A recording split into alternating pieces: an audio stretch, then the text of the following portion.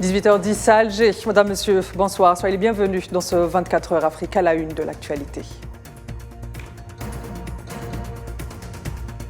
Dans la première déclaration de l'Algérie, autant que membre non permanent du Conseil de sécurité aux Nations Unies, au cours d'un brief sur les récents développements en mer Rouge, Benjamin appelle à éviter l'escalade des tensions.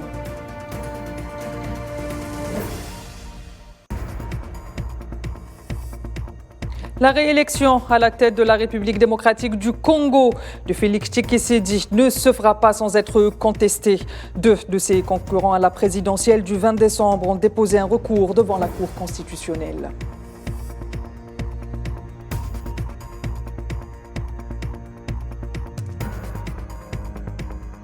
Et face au regain des tensions entre Mogadiscio et Addis Abeba, l'Union africaine appelle au calme et à la retenue, exprimant ses inquiétudes de voir le conflit s'étendre sur l'ensemble de la région.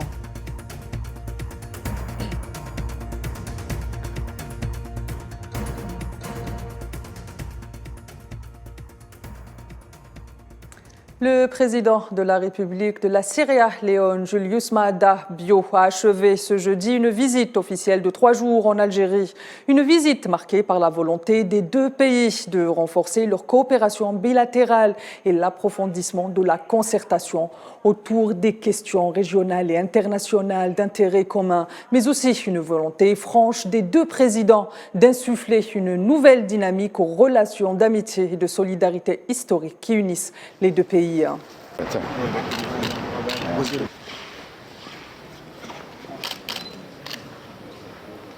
we are now here in the entry of the VIP. Shows the direction of the train.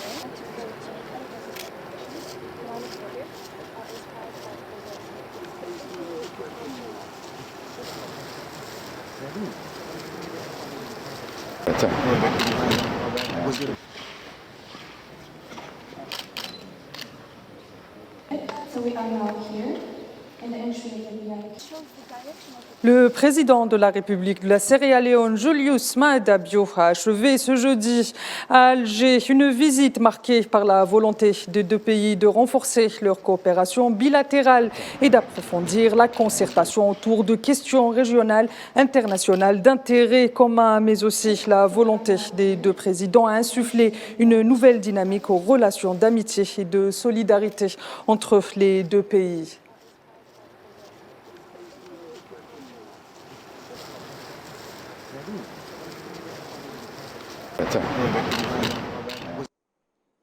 Cette visite qui a coïncidé notamment avec l'adhésion des deux pays à la tête plutôt au Conseil de sécurité des Nations Unies en tant que membre permanent pour l'année 2024-2025 a été l'occasion pour les deux présidents de mettre le point ou de s'accorder sur les questions d'intérêt commun, notamment dans la région du Sahel ou encore dans la Palestine occupée. Kherdim Batache.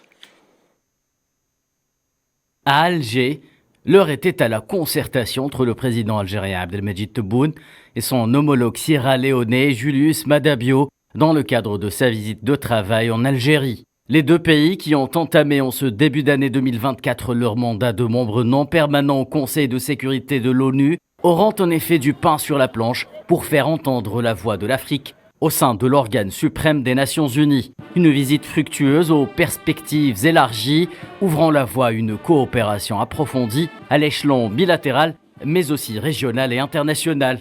Dans une déclaration commune ponctuant l'escale algérienne de Maada Bio, les deux pays s'engagent à approfondir la coopération bilatérale au sein du Conseil de sécurité dans le cadre de l'initiative A3, incluant le Mozambique ainsi qu'à l'Union africaine. L'objectif est bien entendu commun, défendre les intérêts du continent et de ses positions.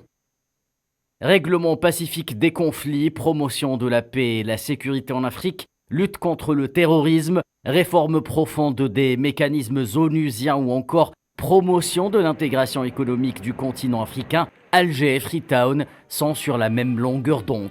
D'autant plus que les lignes directrices de la politique de Abdelmejid Tebboune et de Julius Maada Bio se rejoignent en ce sens où les deux chefs d'État prônent comme approche diplomatique les solutions africaines aux crises continentales et le rejet des ingérences étrangères. Sous l'égide de Abdelmejid Tebboune et de Julius Maada Bio, Alger et Freetown disposeront bientôt de représentations diplomatiques via l'ouverture prochaine d'ambassades au niveau des deux capitales. Sur le plan bilatéral, la déclaration commune rappelle la place qu'occupent les dossiers sahraouis et palestiniens dans les traditions diplomatiques des deux pays et dont la résolution est présentée comme la pierre angulaire de la paix et la sécurité au Moyen-Orient.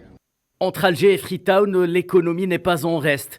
Un conseil d'affaires bilatéral a été institué à l'occasion de la visite du président sierra-léonais en Algérie afin de donner un second souffle à la coopération. L'excellente relation entre les deux pays devrait se renforcer par une visite prochaine du président Abdelmajid Tebboune au Sierra Leone sur invitation de son homologue. Et dans le cadre de l'enquête sur la tentative de coup d'État avorté en novembre dernier en Sierra Leone, l'ancien président Ernest B. Koroma a été inculpé pour trahison selon un communiqué du ministère de l'Information. Pour rappel, le 26 novembre dernier, des dizaines de tireurs ont lancé une attaque dans la capitale Freetown, au cours de laquelle ils ont pénétré dans l'armerie principale du pays et dans une prison où la majorité des détenus ont été libérés. Ces attaques ont conduit à la mort d'au moins 20 personnes. À noter que dans le cadre de cette enquête, 12 autres personnes ont été arrêtées pour le même chef d'inculpation dans l'ancien garde de l'ancien président.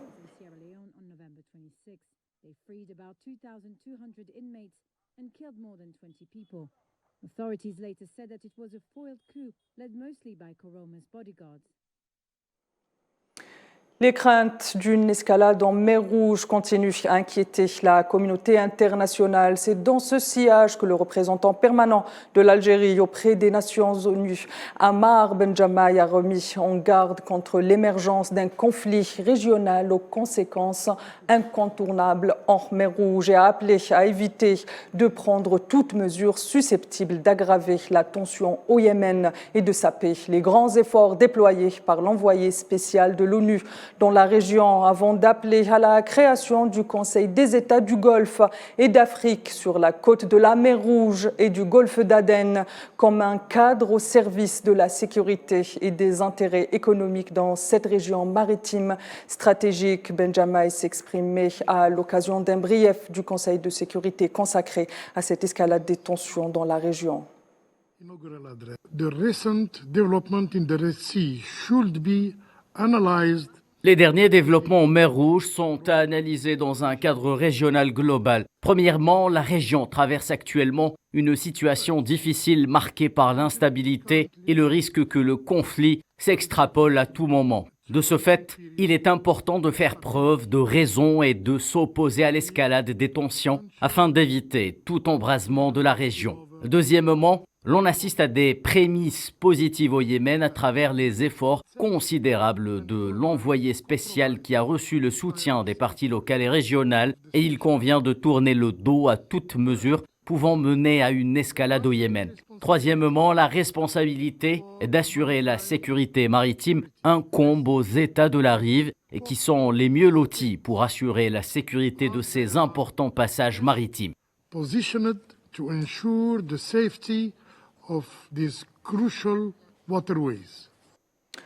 En République démocratique du Congo, la Cour constitutionnelle a reçu 2 requêtes en contestation des résultats provisoires de l'élection du 20 décembre. Donnant gagnant, le président sortant Félix Tshisekedi a rapporté la presse quinoise ce jeudi. La première requête émane de Théodore Ngoy, lui-même candidat à cette présidentielle, et la seconde est celle de David Mpala. La Cour constitutionnelle dispose ainsi de 10 jours pour statuer sur ce contentieux électoral. À noter que plusieurs autres candidats à cette élection ont également contesté les résultats provisoires sans toutefois saisir la Cour.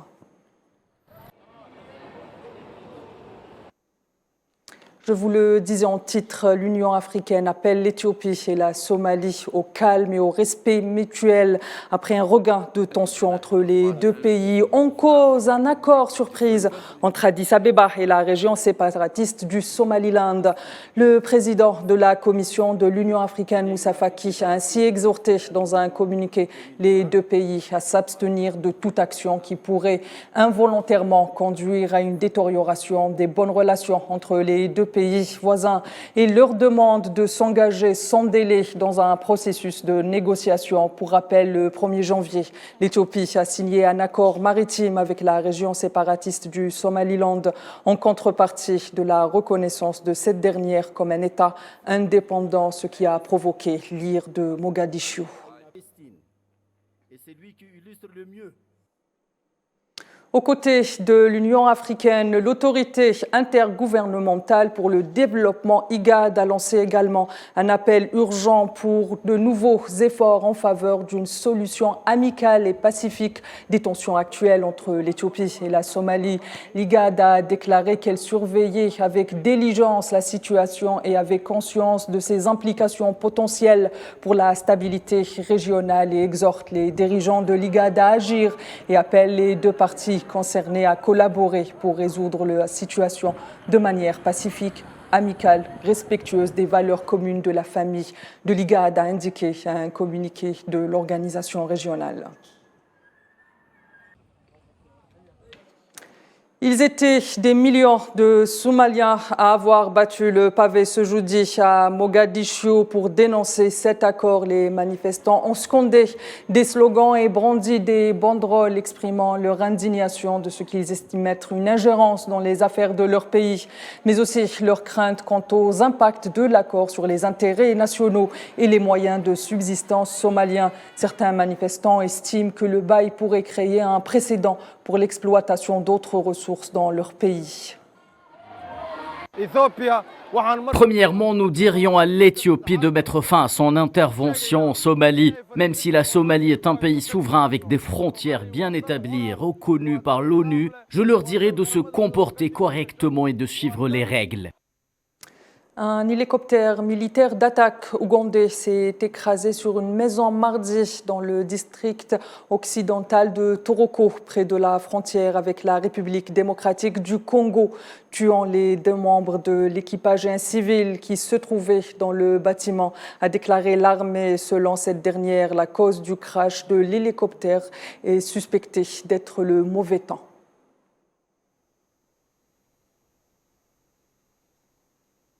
Les terres entourant le Nakiva, l'un des plus anciens camps de réfugiés d'Afrique, ont été fortement déforestées en raison de l'activité humaine et du changement climatique.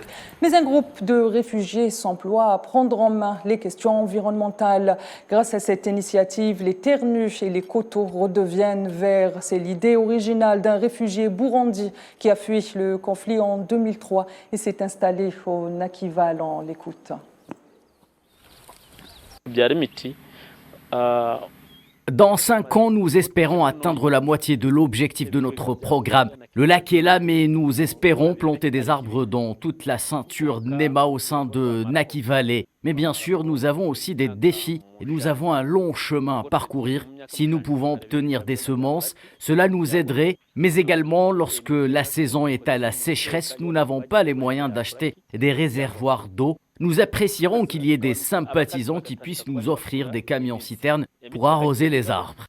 Et en Algérie, le président Abdelmejid Tebboune a donné des directives en vue de prendre en charge 50% des frais de déplacement en Côte d'Ivoire aux quelques 2000 supporters de la sélection nationale de football, a indiqué la Fédération algérienne de football ce jeudi dans un communiqué.